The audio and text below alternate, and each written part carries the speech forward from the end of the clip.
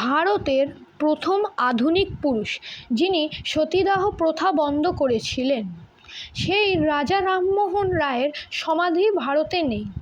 জানলে অবাক হবেন, তার শেষ ঠিকানা হয়েছিল ভারত থেকে হাজার হাজার মাইল দূরে। 1830 সালে মুঘল সম্রাটের দূত হয়ে তিনি সমুদ্র পাড়ি দিয়ে ইংল্যান্ডে যান, কিন্তু 1833 সালের সেপ্টেম্বর মাসে হঠাৎ মেনিনজাইটিস রোগে আক্রান্ত হয়ে ইংল্যান্ডের ব্রিস্টল শহরের এই বিচ হাউসেই তিনি শেষ নিঃশ্বাস ত্যাগ করেন।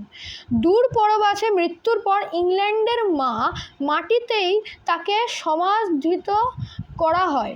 পরবর্তীতে তার বন্ধু দ্বারকানাথ ঠাকুরের আর্থিক সহায়তায় ব্রিস্টলের আর্নস ভেল সেমেট্রিতে ভারতীয় ছত্রি শৈলীতে এই অপূর্ব সুন্দর সমাধিসৌধটি তৈরি করা হয়।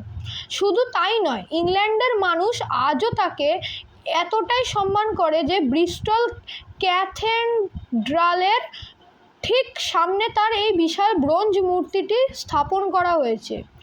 ভারতের এই মহান নায়কের জন্য গর্ব হলে ভিডিওটি লাইক করুন, আর এমন ঐতিহাসিক তথ্যের জন্য এক্ষুনি সাবস্ক্রাইব করুন। ধন্যবাদ।